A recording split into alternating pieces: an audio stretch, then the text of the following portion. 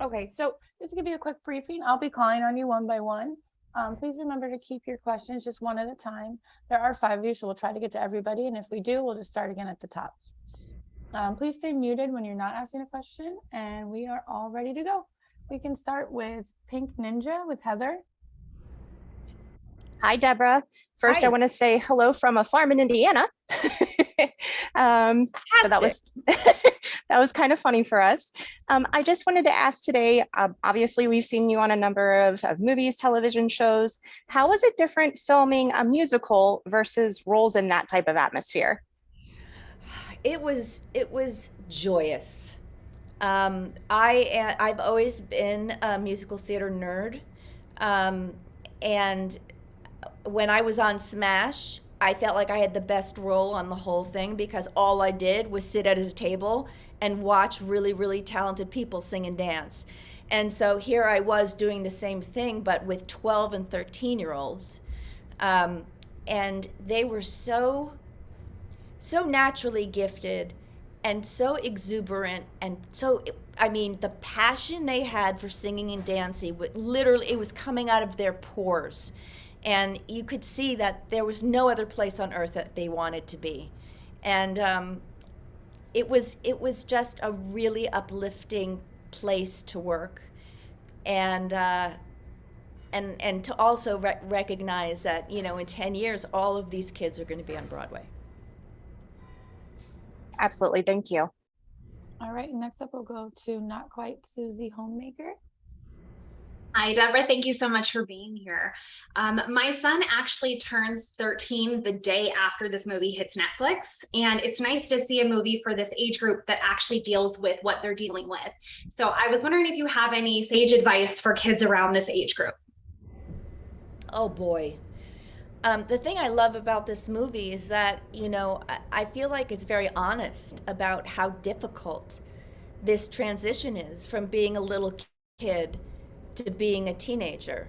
It's difficult for the kid, it's difficult for the parent, and it's bumpy and it's rocky. Um, I guess the advice I would give is, just understand they're doing the best they can, and all the pressures that they're feeling, uh, and also to really make it clear that the lines of communication are open all the time. You know, to make it clear that, I know this is a tough time, and there can be fights at school that are really upsetting. Kids can, obviously kids can be mean, and just to let them know that home is a safe space. That's great. Thank you. And next up we'll go to Mommy Factor with Savio. Hi, Deborah. Hi. How are you? Good. Great, thanks. Good. Great. So, what are some parallels between the character Jessica and yourself that you loved exploring?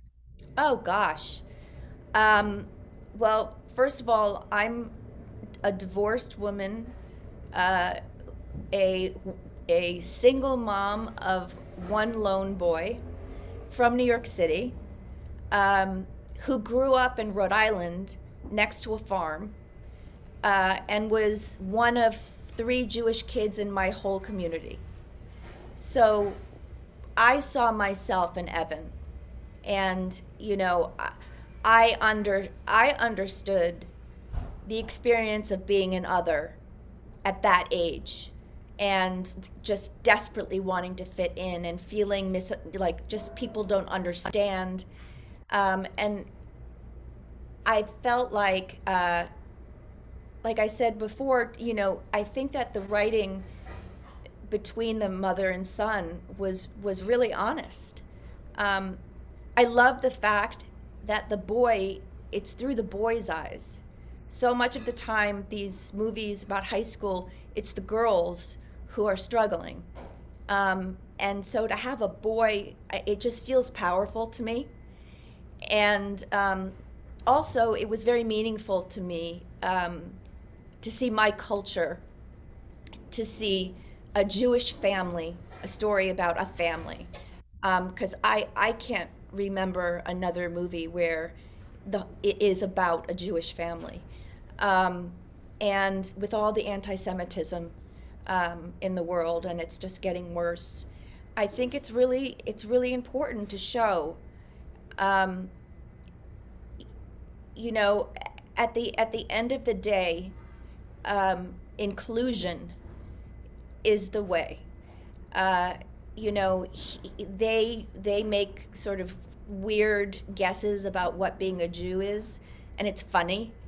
But throughout, you know, by the end, they teach each other, and they're changed from each other. And at the end, everybody is welcome. Everybody is dancing together.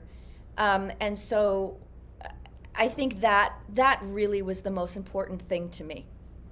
Wonderful. Thank you, Deborah. All right, next up we'll go to Christina with the Patricios. Hi, I just want to first say we watched it as a family yesterday and we just loved the movie. And my kids are only 8 and 10, but it was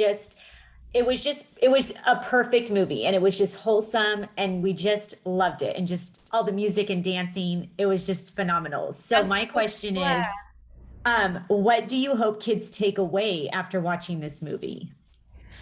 Oh boy.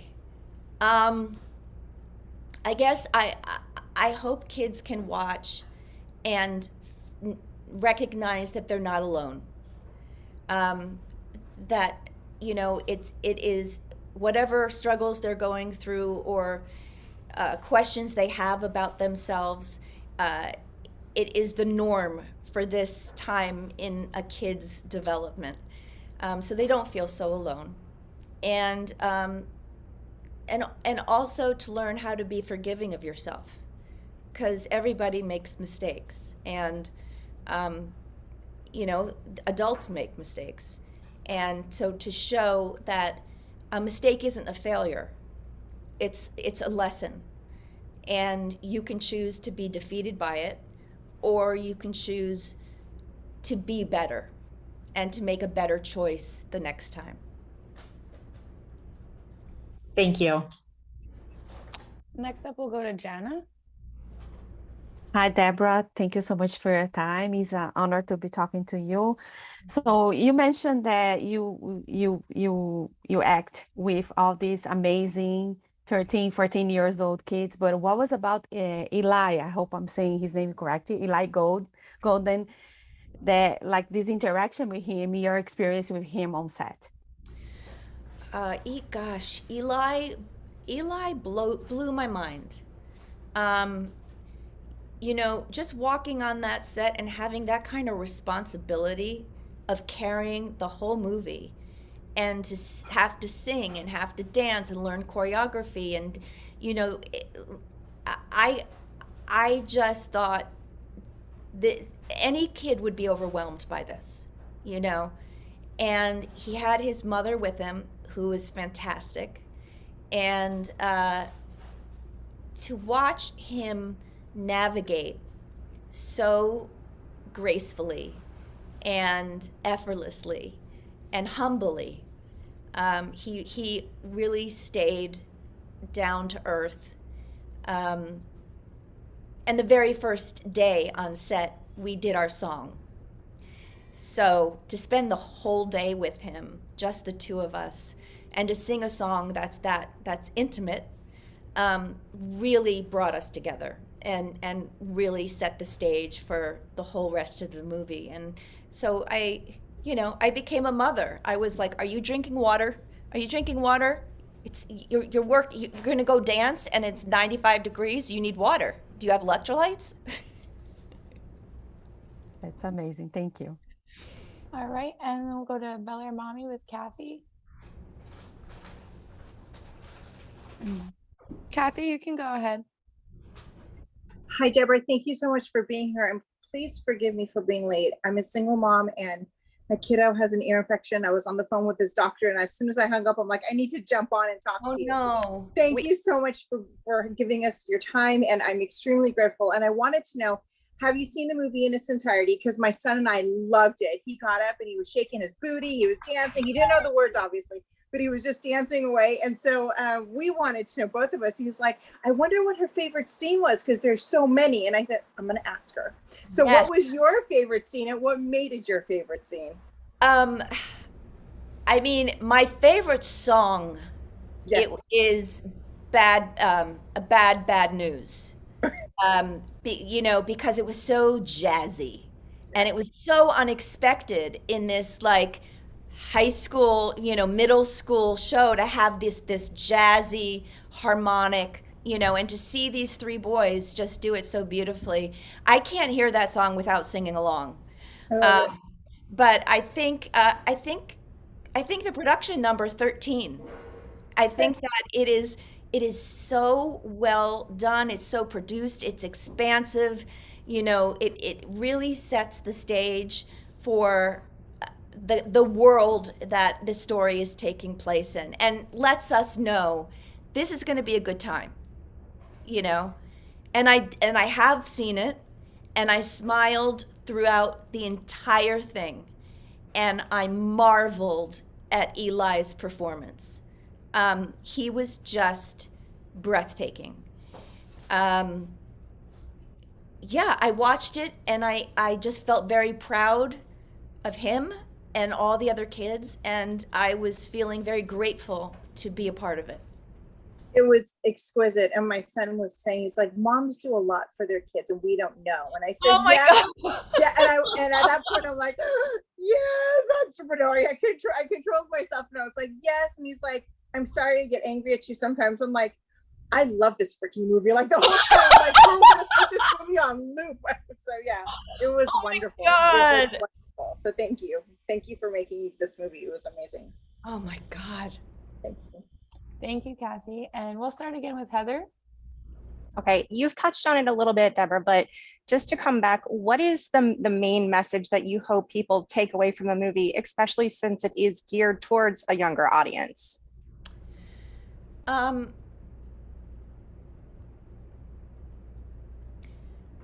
I guess if I had to boil it down, it would be to not only accept difference, but celebrate it. This is the most diverse cast I have ever worked on. It is the most diverse crew. It felt right being on that set, and I know that casting was intentional. And so I think that is the message that I feel it will hopefully come through the most. It did. It was beautiful. Thank you.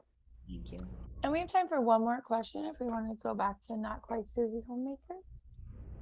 So in the musical, we don't actually see Evan's mom. Your character is for the movie. And I wanted to know if that made it more difficult to pull nothing from source material and just kind of create it on your own, or if that was easier because you weren't working in those parameters. It was shocking to learn that the character didn't exist in the Broadway play. And, that was the point. They wanted to expand the lens. And the fact that there would be a new song, I felt a lot of responsibility because I knew they were changing this beloved musical that so many people love. And any change, can often be, not a great thing for big fans. So I really was just wanting her addition to add something to the movie that made sense without distracting from all the joy. And I felt, I guess, some freedom because the character didn't exist. And I think I was able to have some faith because Robert Horn is such an amazing book writer. And he called me during, we had a 2-week lock-in when we got to Toronto. And he called and was like, let's go through the movie. Let's go through the lines and see, if you have any thoughts. and I thought that was incredibly generous. And you know, we came up with some new funny stuff, and yeah, I like Jessica. Well, you nailed it. Thank you. All right, that's all the time we have today for the roundtable. Thank you all for joining. Journalists, you can sign off from here, and Deborah will